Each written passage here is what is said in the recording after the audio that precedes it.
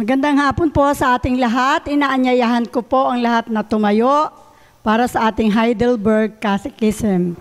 Pakisagot lamang po ang aking tanong na babasahin. Ang unang katanungan, ano ang nais ng Diyos sa atin sa ikatlong kautusan?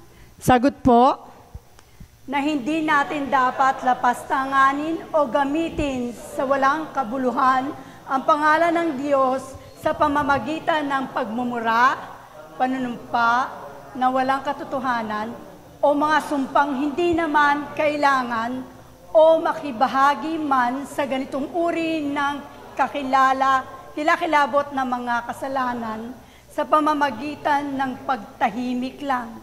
Sa madaling salita, hinihingi nito na gamitin natin ang banal na pangalan ng Diyos na may paggalang at pagpipitagan upang sa tamang paraan ay maipahayag at masamba natin siya at sa parangalan siya sa lahat ng ating mga salita at mga gawa.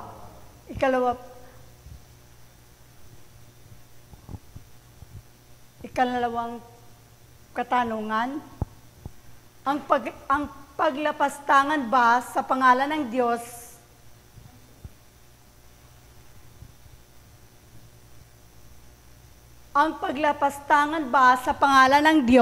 sa pamamagitan ng panunumpa at pagmumura ay talagang isang napakalaking kasalanan na ang Diyos ay lubos na napuput din sa mga taong di gumagawa ng paraan sa abot ng kanilang makakaya na maiwasan ang maipagbawal ito?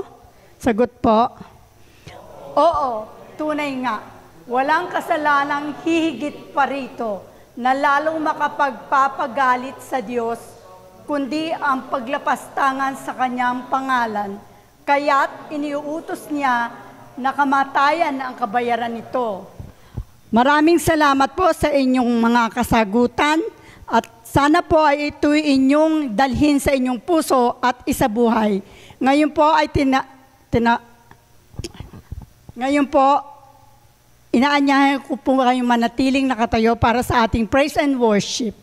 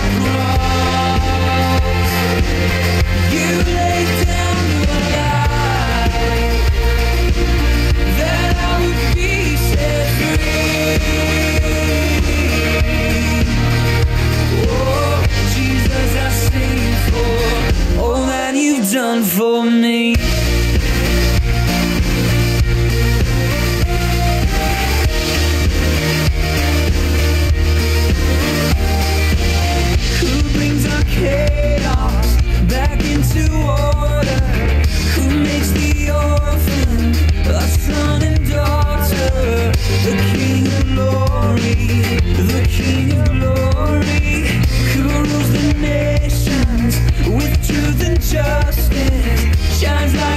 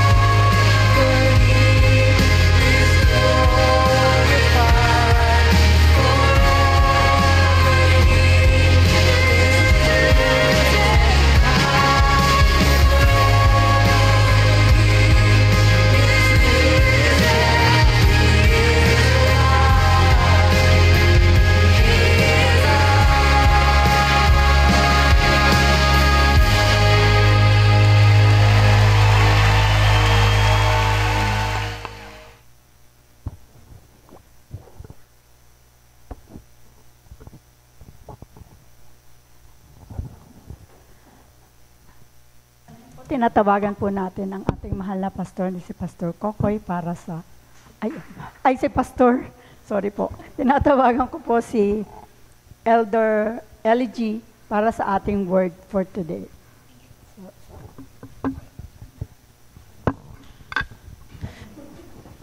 Good afternoon po. So, pwede na po tayo umupo po.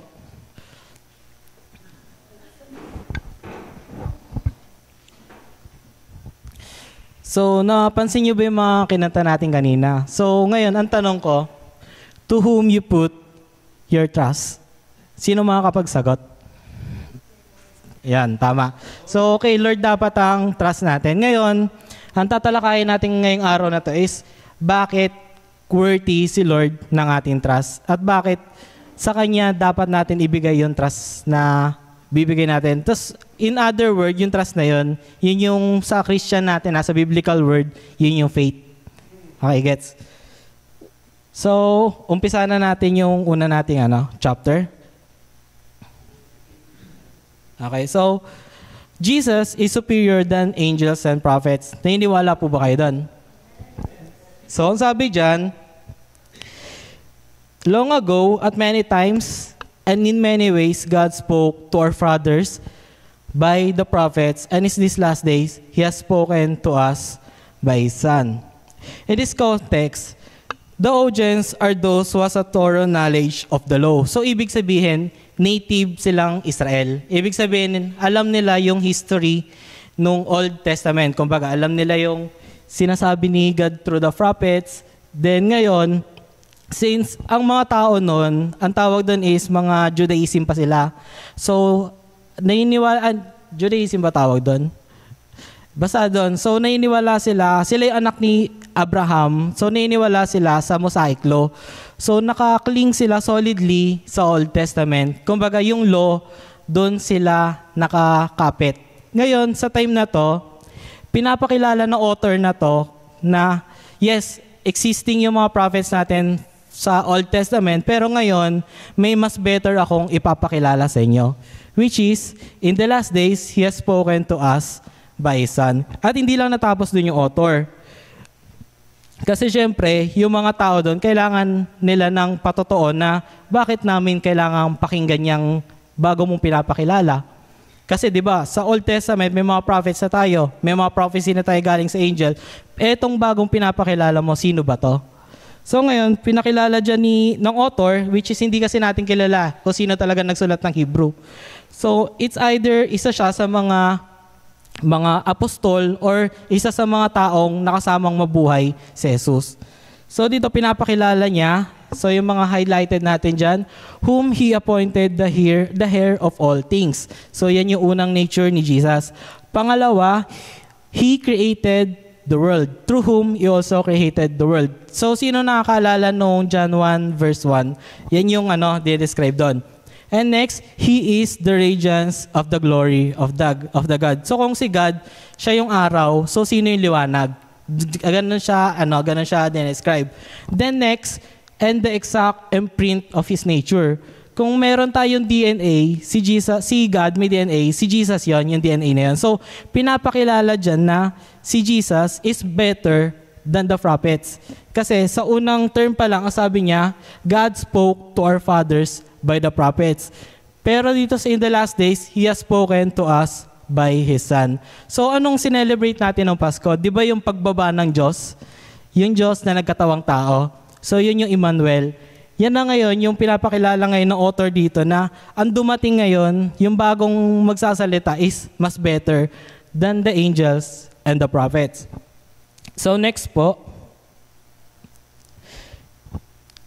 So therefore, we must pay much closer attention. So nanghihingi kasi ang author dito ng attention na kung saan, nung Old Testament, okay, yung mga nabubuhay nung time na yon, alam na alam nila yung Old Testament.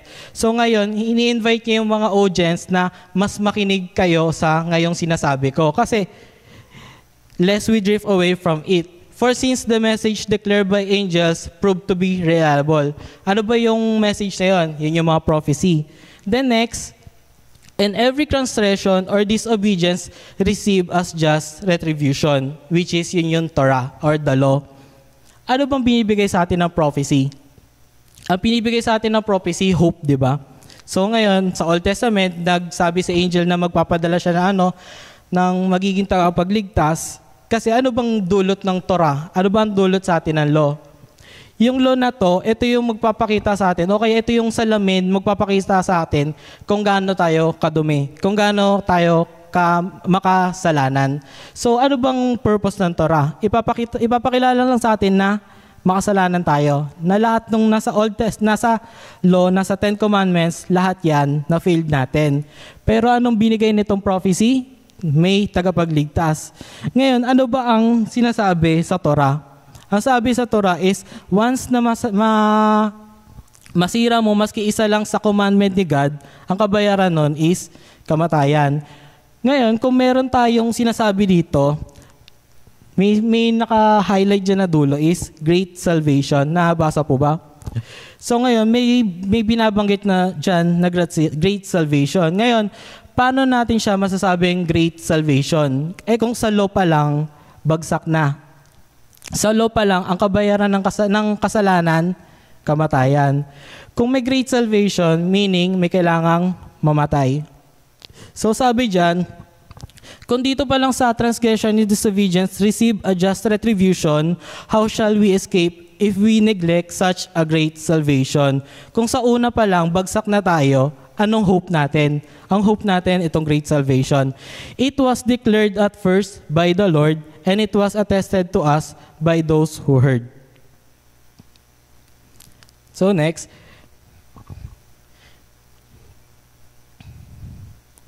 but we see him for a little while was made lower than angels. So ibinaba si Jesus at nagkatawang tao siya. Namely, Jesus, crowned with glory and honor because of the suffering of death, so that by the grace of God, He might taste death for everyone. So ang sabi diyan, there is no salvation without the Savior. Totoo naman po, di ba? So meaning, yung pinapakilala dito ng author is napaka-importanting bagay para sa atin. Kasi kung sa Old Testament pa lang, walang kayang i-perfect yung Old Testament eh. Walang kayang i-perfect yung law. Pero itong hope na binigay sa atin, ang kailangan lang natin gawin is magtiwala sa Kanya. So yung unang point na yan. Ngayon, nagigets niyo na ba yung unang point natin? Bakit kailangan natin ibigay yung faith kay Jesus? Kasi sa law pa lang, wala tayong takas. Ano magiging great escape natin? Yung great salvation na dala ni Jesus. Then next, ito yung pinapatunayan ko na nagkatawang tao si Jesus. Therefore, He had to be made like His brothers in every respect. So si Jesus na Diyos na nagkatawang tao, lahat ng nature ng isang tao, meron siya. Meron siyang emotion, meron siyang lust, lahat ng temptation meron. Pero ang kaibahan lang sa atin ni Jesus is hindi siya nagkasala. So that He might become a merciful and faithful high priest in the service of God, to make propitiation for the sins of the people. For because He Himself has suffered when tempted, He is able to help those who are being tempted. Mali pala ako sa term na yung meron siyang lust. Ang meron lang sa kanya is temptation. Tinempt lang siya, pero ang dulo nun is napagtagumpayan niya.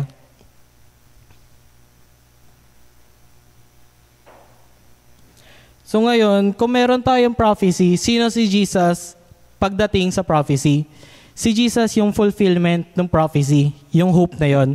Ngayon, kung si Jesus ang fulfillment ng prophecy, sino naman ang fulfillment ng law? Hindi naman sinabi ni Jesus na ina-abolish niya yung law. Ang sinabi dito ni Jesus is, siya ang magpo-fulfill ng law. Kasi, kung si God is a just God, binigay niya yung Ten Commandments sa'yo, binigay niya yung law na yon para sundin natin. Ngayon, kung walang magbabayad doon, tapos parang iniligtas niya lang lahat, parang bias. So, kailangan ma-justify yung law na yon, kailangan may magbayad. Ganon yung pagmamahal sa atin ni God. Meaning, may law, kailangan mo sundin yan, tayong tao, hindi natin kayang sundin, may kailangang magbayad. Kaya sa Old Testament, meron tayong mga tinatawag na atonement. So next po. As it is said, today, if you hear His voice, do not harden your heart as in the rebellion. So ito yung nangyari sa Old Testament kasi. Pinakita na ni God yung yung mighty power niya na kung paano niya iligtas ang Israel sa kamay ng mga Ehipto. Pero nakita na ng mga Israel yung power ni God, pero naging rebellious pa rin sila. Kaya nangyari sa kanila, hindi sila nakarating sa paraiso. So ngayon, about dun sa atonement, ang gumagawa ng atonement na sa Old Testament is yung mga high priest. So next po tayo. Since then, we have a great high priest who has passed through the heavens, Jesus, the Son of God. Let us hold fast our confession, for we do not have a high priest who is unable to sympathize with our weaknesses, but one who in every respect has been tempted as we are, yet without sin. So ang trabaho kasi ng high priest nung Old Testament, sila yung nagiging mediator. Kasi ang tao, makasalanan, so hindi sila pwedeng humarap sa Diyos. So ngayon, may ina-appoint si God na isang tao. Yun yung high priest. Dun sa yung high priest na yun, siya yung magdadala ng offering, lahat ng sacrifices, papunta kay God. Ngayon, yung sacrifices na yun, diba sabi ko nga, kapag nagkaroon ng kasalanan, may kabayaran. So sa part na to, it's a foreshadow. Ang ginagamit na dugo ng time na yan is mga goat, mga lamb, mga bull. So, pero ang totoo niyan, it's a foreshadow ng mangyayari. Ibig sabihin, pinapakita lang doon na once na may kasalanan, may kabayaran. So tulad nito, bakit natin kailangan ng great high priest? Next po tayo. So, ang great high priest noong time na yon, so may kita niyo tong mapa natin. So, ito yung temple. Ngayon, once a year, pumapasok dyan yung high priest. Ngayon ito, may kita niyo tong veil na to. Ito yon. Ito kasi most holy. So, ibig sabihin, ang high priest lang ang pwedeng pumasok dyan.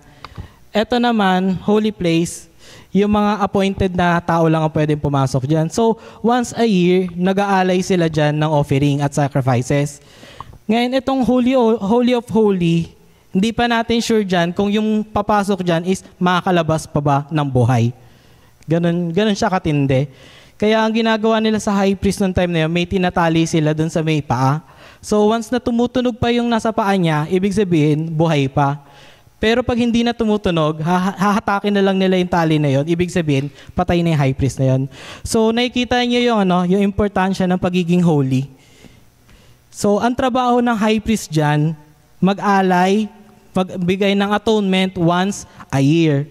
So paano kung yun na-appoint na high priest is hindi pala holy, edi patay. So gano'n yan. So bakit kailangan natin ng great high priest?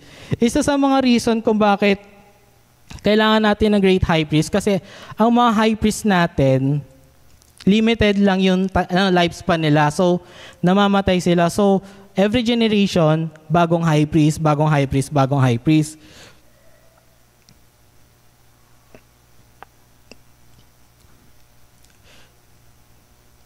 So every generation. So kapag namatay na yung high priest, bagong high priest na naman tayo.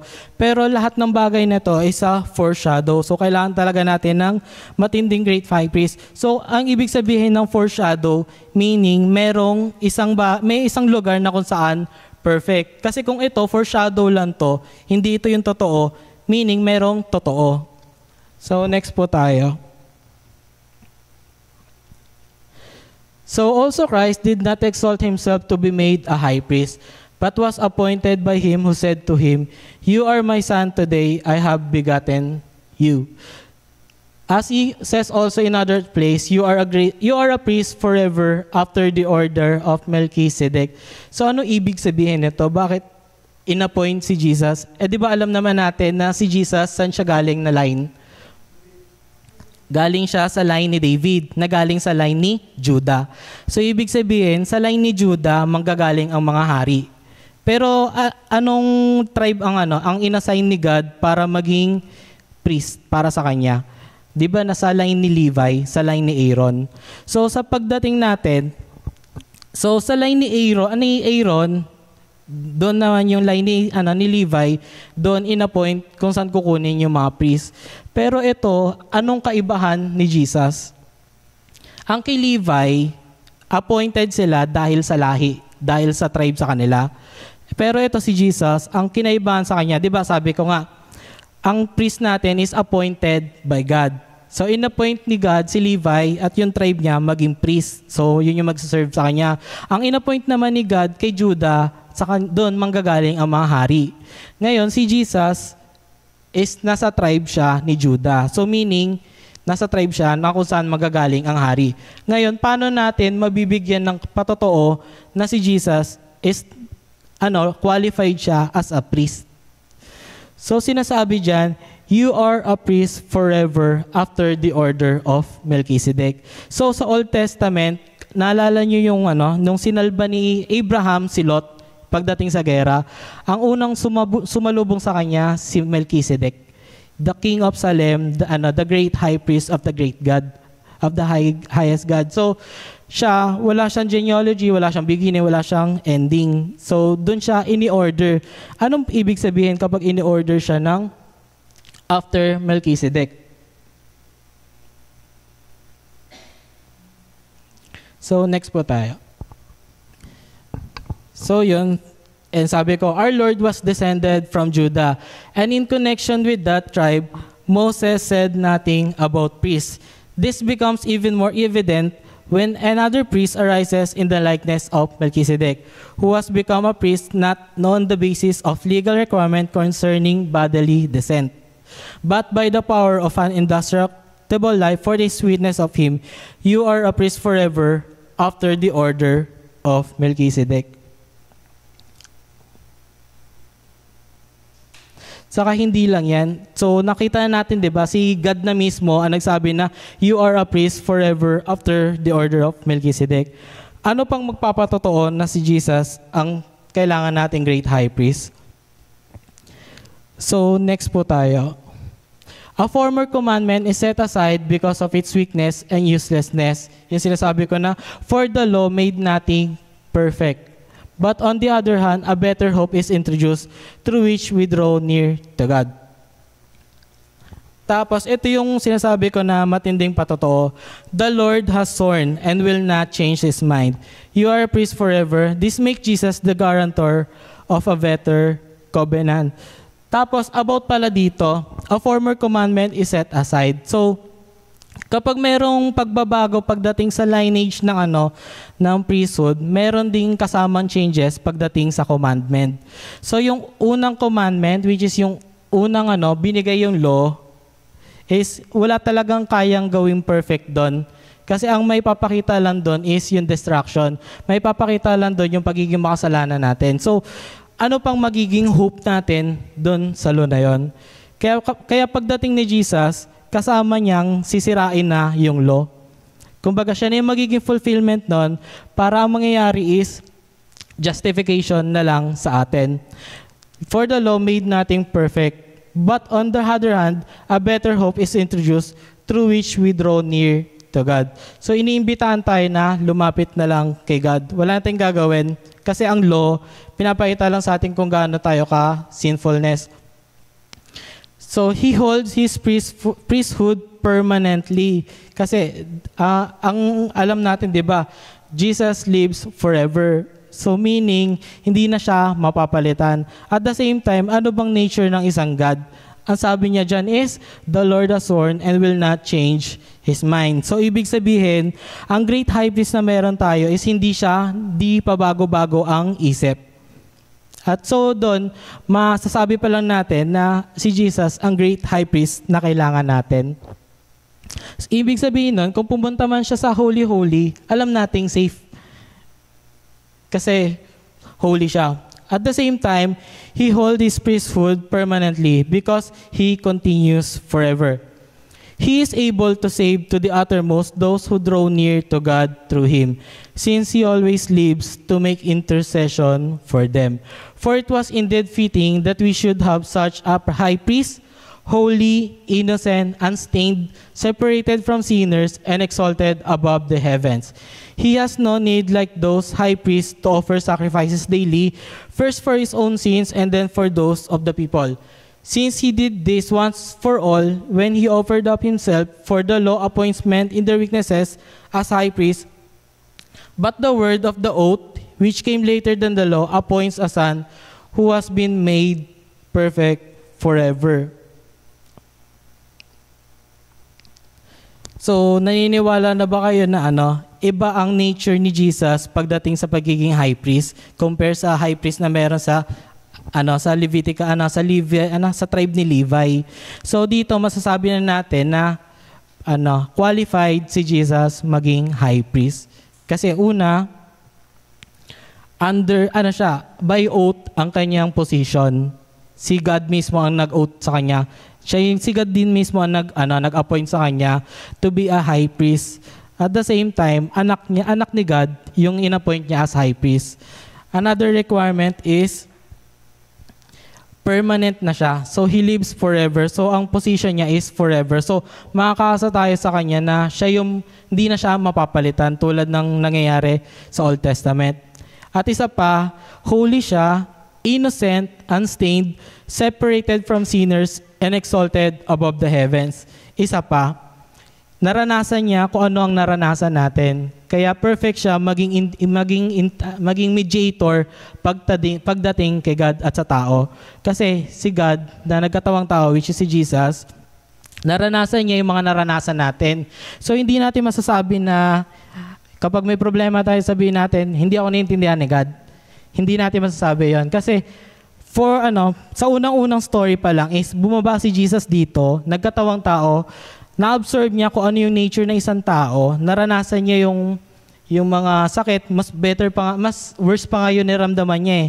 Kasi nung ipapako siya sa krus, nung pinaka-deepest part na ng buhay niya, walang natira sa mga kaibigan niya. Yung mga apostol, nung ipapako na sa kanya, walang natira. So, abandon siya lahat-lahat. So, kung i-compare natin yung kabigatan na nararamdaman natin, mas worse yung kay Jesus. So, which means, meron tayong great high priest na naiintindihan tayo. At the same time, mas namimediate tayo kay God ng better. At the same time, kung nabubuhay siya ng forever, nag-i-intercede din siya para sa atin forever. So kung babasehin natin, ano mas gusto yung high priest? Yung dati o yung ngayon na inappoint ni God is anak niya mismo, holy, innocent, naiintindihan lahat ng nararanasan natin. At sure na makakarating talaga yung offer natin kay God. So mas doon ako kay Jesus. Kaya siya tinawag na great high priest. At isa pa, hindi sa temple ng gawa ng tao nag-offer si Jesus. So, next po tayo. So, tapos na tayo sa unang argument natin at dalawang argument. Una is si Jesus, ang anak ng Diyos. So, He is superior than the prophets and the angels kasi siya yung message. Siya din yung fulfillment ng law. Yung pangalawa naman, siya yung mediator natin. Siya yung anak ng Diyos, mediator natin, at the same time, great high priest to intercede for us forever. And last naman, Jesus is the perfect presented sacrifice. He entered once for all into the holy places, not by means of the blood of goats and calves, but by means of His own blood, thus securing an eternal salvation.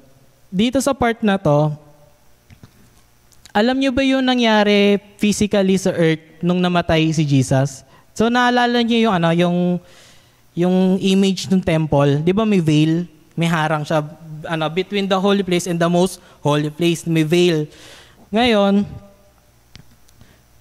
nung si Jesus yung namatay, 'di ba nakalagay dun sa Bible na lumindol, at the same time yung veil nahati sa gitna. It's a clear sign na tinanggal na ni God yung veil. Ibig sabihin, we have a direct access na pagdating kay God sa pamamagitan ng katawan ni Jesus. Kasi siya nga yung perfect sacrifice. Hindi siya, kasi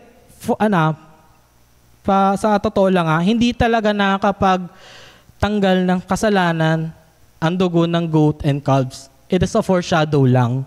Ang totoong makakapagtanggal niyan is ang dugo ng tao na kung saan walang kasalanan.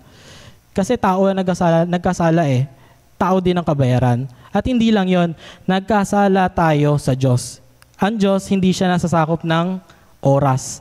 So, grabe yung crime na ginawa natin. Kasi, nagkasala tayo sa Diyos ng panghabang buhay. So, meron tayong kasalanan na na panghabang buhay. Kasi, hindi naman mamamatay si God eh. He is forever living. So, ang kailangan na sacrifice din, pang forever din. Thus, si Jesus, ang perfect sacrifice doon. Nagigets po ba? So, yan. Then next po. Indeed, under the law, almost everything is purified with blood. And without the shedding of blood, there is no forgiveness of sins. Thus, it was necessary for the copies of the heavenly things to be purified with these rites, but the heavenly things themselves with better sacrifices than this. For Christ has entered not into holy places made with hands, which are copies of the true things, but into heaven itself, now to appear in the presence of God on our behalf.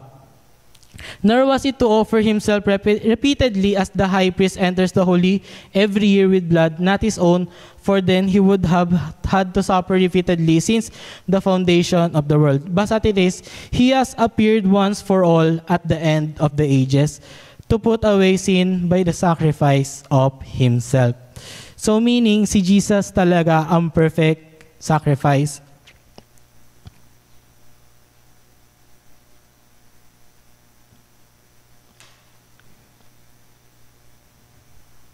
So, next po tayo. Consequently, when Christ came into the world, he said, "Sacrifices and offerings you have not desired, but a body have you prepared for me. In burnt offerings and sin offerings you have taken no pleasure. Then I said, Behold, I have come to do your will, O God, as it is written of me in the scroll of the book." So, bakit mayroong contrary na nangyari dito? Na sa unang binasa natin, ang binibigay natin kay God, diba, sacrifices, burnt offering.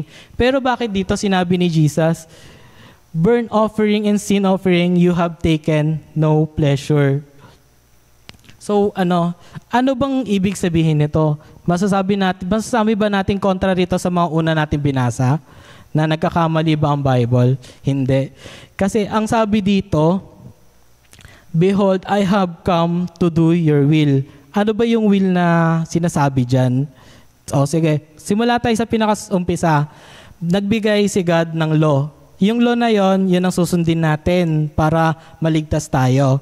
Ngayon, si Jesus, bumaba siya rito para tuparin yung law. Siya ang fulfillment nun. So, sa 10 commandments na yon, at lahat ng commandments ni God, ginawa niya. Anong ginawa ni Jesus doon? Ang tawag doon, obedience.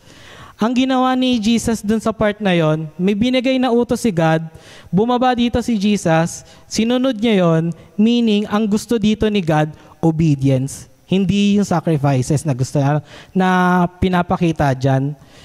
Ganito siya. So may law tayo dito. Ngayon, nagpakita ng sacrifices. Para saan? Para ma-emphasize natin na, sa atin na once na may kasalanan, may kabayaran. Pero hindi naman sa sacrifices natutuwa si God. Ang natutuwa si God sa obedience. Kung naintindihan niyo yung kanta natin kanina, di ba? Ang gusto ni God, obedience. So meron tayong 10 commandments dyan. Ang ginawa dyan ni Jesus, inobey niya lahat. Yun yung "Behold, I have come to do your will, O God." So yung will na yon, sinunod niya yung utos na yon, siya yung naging perfect obedience na anak ng Diyos, na perfect niya yung 10 commandments na yon. At the same time, hindi na nga dapat siya magbayad ng kasalanan kasi na-perfect na niya . Pero para sa atin, siya ang nagbayad. So kung maintindihan niyo rin sa mga kinanta natin kanina, siya yung naging perfect sacrifice, lahat ng kasalanan na meron tayo, binitbit niya. So ngayon, yun ang greater love naman ang tinatawag natin. So, nagawa na ni Jesus yung obedience. Ang susunod naman doon is yung greater love na kung saan ililigtas niya tayo. Na hindi naman tayo kamahal-mahal, pero ginawa ni God So, kaya nga sinasabi sa Bible, diba? While we are still enemy of God, binigay na niya yung anak para sa atin. So, ngayon, kung babalikan natin yung pinakaunang line, diba? Sige, pabalik nga sa pinakaunang line po.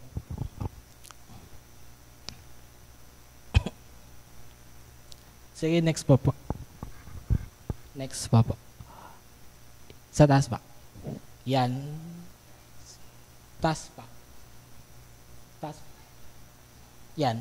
So dito, diba, ang binigay yung law, hindi natin masunod.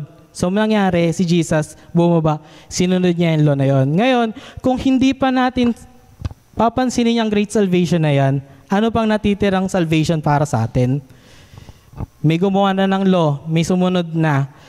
Binayaran na rin yung kasalanan mo. Ano pang hinihintay mo? So yun ang gustong i-emphasize dito ng author na yung law, fulfilled na, may nagbayad na, meron ng great salvation, ano pang gusto mong gawin? Ano pang gusto mong gawin sa buhay mo? So, nakalatag na ngayon, nakalatag na dyan yung great salvation, ano pa ang kailangan natin gawin? Wala na, di ba? Kailangan na lang natin maniwala sa ginawa ni Jesus.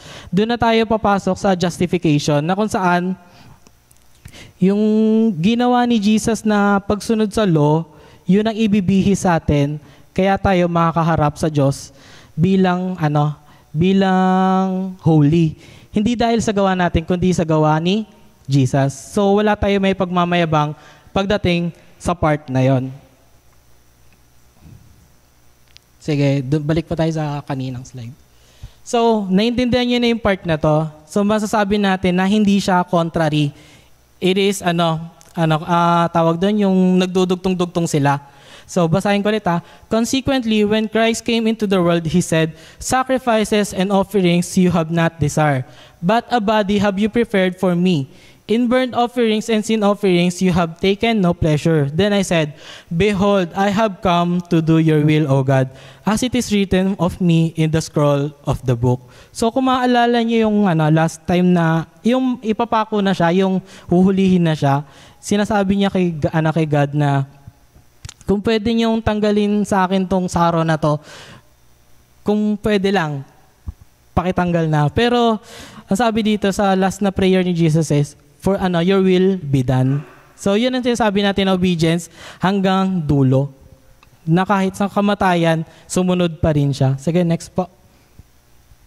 And by that will, we have been sanctified through the offering of the body of Jesus Christ once for all. And every priest stands daily at his service, offering repeatedly the same sacrifices, which can never take away sins. But when Christ had offered for all time a single sacrifice for sins, He sat down at the right hand of God, waiting from that time until His enemies should be made a footstool for His feet. For by a single offering, He has perfected for all time those who are being sanctified.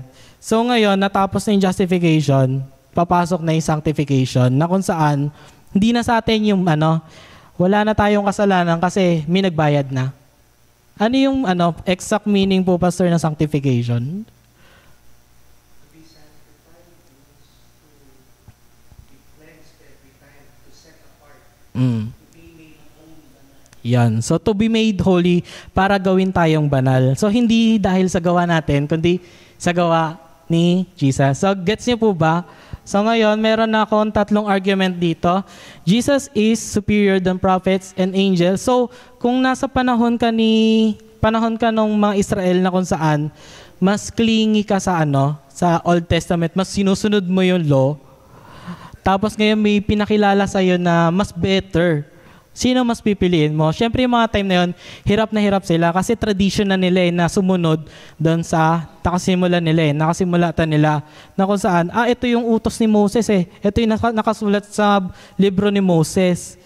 Pero hindi nila alam na ang mga nakasulat sa libro ni Moses, sa mga libro ng propeta, is nagpapatungkol papunta kay Jesus. So yun na hindi nila maintindihan ng time na yun. Pero ngayon, binuksan ni God ang isipan natin para maintindihan yon na si Jesus, ang prophecy, si Jesus, yung fulfillment ng law, siya yung nag-obey doon. At the same time, si Jesus yung nagbayad ng kasalanan natin. So, Jesus is superior than the angels and the prophets. Kasi nasa kanya ang message. Next naman, Jesus is the great high priest. So meaning, tiwala tayo na may mamimediate tayo ni Jesus kay God na mas maigi. Kasi naranasan niya lahat ng naranasan natin. Hindi tulad no sorry to say, may mga Catholic kasi, di ba, gusto nila mediator, may santo ng ganito, may santo ng ganito. Kumbaga kung sang aspect lang. Pero ito si Jesus lahat ng aspect sakop niya. So, mas kanino kayo maniniwala? Sa santo-santo na partition lang, santo ng mga farmers, santo ng mga kabataan. Si Jesus, siya na yung mediator Sabi nga, 'di ba, He is the way, the truth and the life. Siya din yung nag-iisang mediator pagdating kay God. So walang makakarating papunta kay God kung wala sa kanya. So gusto niyo ba ng patsi-patsi o gusto niyo yung complete set? Yan. So si Jesus, the great high priest. Then next point, Jesus mismo ang perfect presented sacrifice. Sa Old Testament, goat lang yung mga alay. At isang requirement na yung alay nila dapat wala siyang blemish. So dapat 3 years old, tapos walang kapansanan, walang so malinis. So how much more si Jesus? Siya ngayon tinatawag nating Lamb of God Kasi siya yung holy, blemish, unstained, walang kasalanan. So siya yung perfect sacrifice. Ngayon, punta na tayong conclusion po.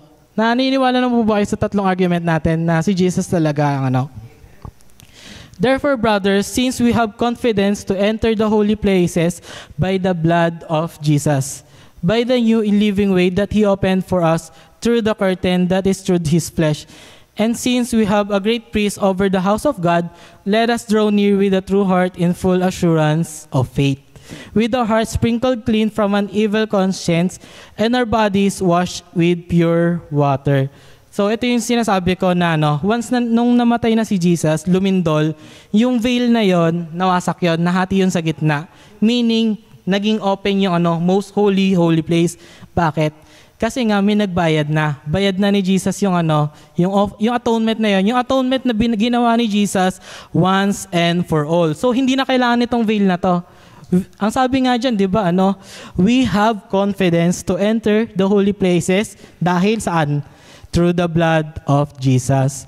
So ngayon, si Jesus yung perfect sacrifice, siya pa yung great high priest. Kalain mo yun, ikaw na yung inala, ikaw pa yung mag-aalay. So, parang, ikaw na yung pinatay, tas i-offer mo pa yung dugo mo. So, bit-bit mo pa yung dugo. So, ganun ang ginawa ni God, kaya siya amazing grace, na hindi tayo deserve, pero ginawa niya.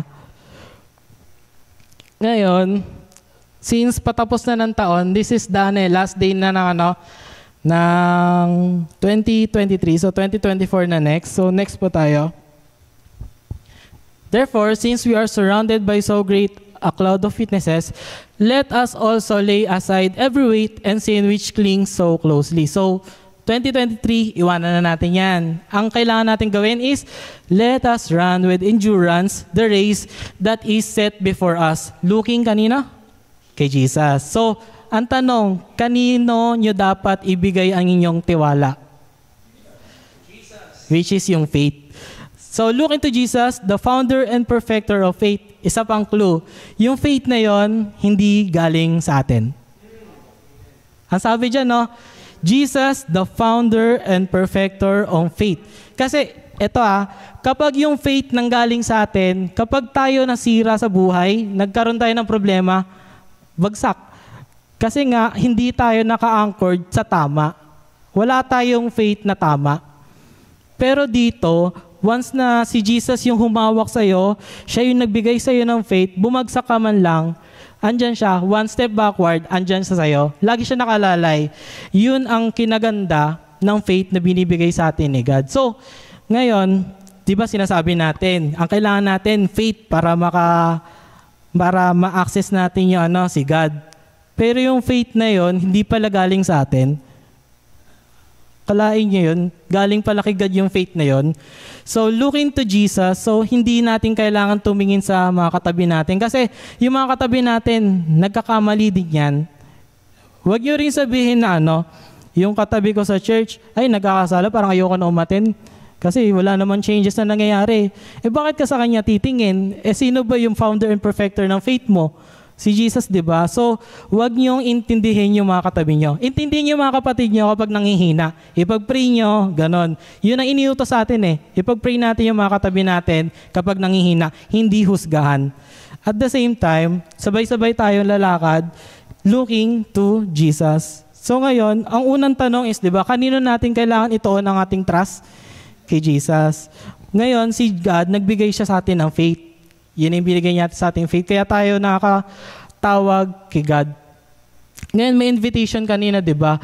Kapag narinig niyo na yung salita, do not harden your heart. So, as long na may today, huwag na natin i-harden yung heart natin. Kasi, kayang-kayang ayusin ni God lahat ng mga pagkakamali natin. At the same time, yung faith na binigay sa atin, kung siya yung nagbigay niyan, imposibleng hindi niya tapusin yan.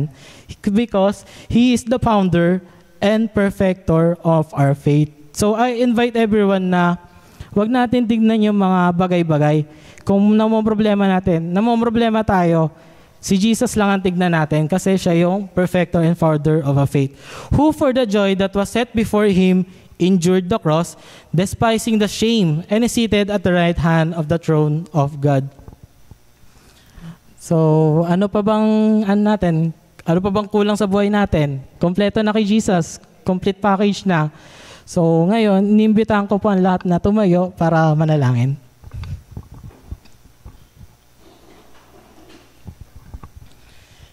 Lord God, thank you, Lord God, for this day, Lord God, na ibinahagi mo sa amin, Lord God, yung salita mo, Lord God. Maraming salamat, Lord God, na binuksan mo ang aming puso't isipan para maintindihan ang iyong salita, Lord God. Lord God, maraming salamat, Lord God, sa faith na akala namin sa amin manggagaling pero sa iyo pala manggagaling. At ang kinaganda pa nun, Lord God, is kung ikaw ang nagbigay, kaya mo rin itong i-perfect, Lord God. Lord God, sa buhay namin na tatakbuhin for the 2024, Lord God, isa lang ulit yung kailangan namin, Lord God. Isa lang ulit, Lord God, yung healing namin. At yun na yung samahan mo kami, Lord God. Kasi hindi namin kayang tapusin ang isang taon nang wala ka, Lord God. Kasi ikaw ang kailangan namin, Lord God. So sa lahat ng bagay, sa lahat ng aspeto ng buhay namin, Lord God, sa iyo lang dapat namin ibigay ang tiwala namin, which is yung faith, na kung saan kapag wala kaming faith, Lord God, di ka namin may-please, Lord God. Pero ang kinaganda nito, Lord God, it's yung faith na yun, regalo mo rin pala sa amin, Lord God. And Lord God, maraming salamat, Lord God, sa araw na to, Lord God. Maraming salamat, Lord God, for this year 2023, Lord God. And sa 2024, Lord God, samahan niyo pa rin po kami, Lord God. In Jesus' name we pray. Amen.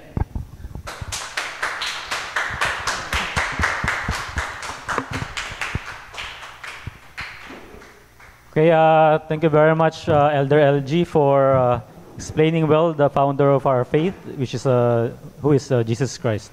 So we will now proceed sa ating tithes and offering. So 2 Corinthians chapter 9 verses 10 to 11 reads, "Now the one who provides seed for the sower and bread for food will provide and multiply your seed and increase the harvest of your righteousness, as you are enriched in every way for all generosity, which produces thanksgiving to God through us." So, pwede na po tayo magbigay.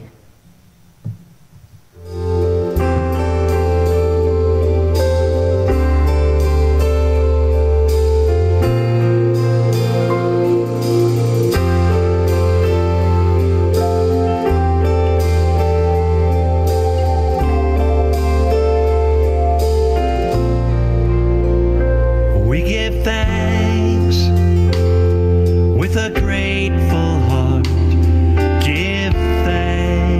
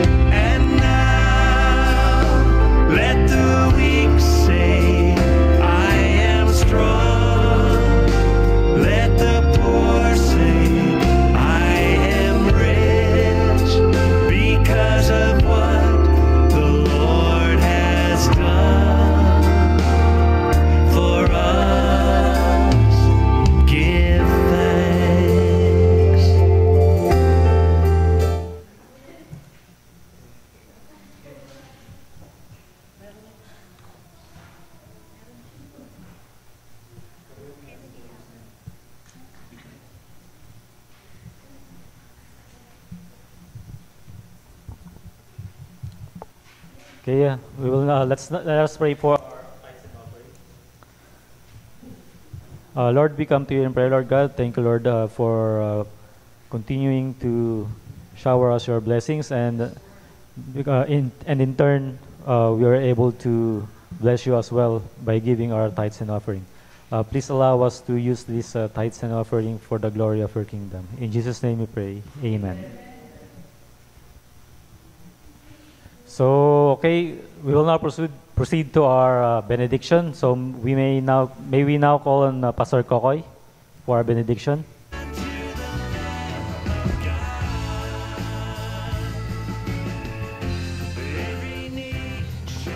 Mga kapatid, inibitahan ko po kayong magsitayo. Mga kapatid, tanggapin po ninyo ang pagpapala ng Panginoon. The Lord bless you and keep you.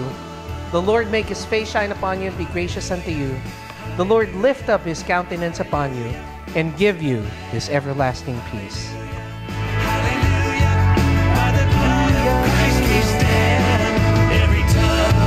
Every tribe, every people, every land, giving glory, giving honor, giving praise unto the Lamb of God. Hallelujah, hallelujah to the Lamb. Hallelujah, hallelujah. By the blood of Christ we stand. Every tongue, every tribe, every people, every land, giving glory, giving honor, giving praises to the Lamb of God. Giving praises to the Lamb of God. Giving praises to the Lamb of God. Jesus Christ, Lamb of God.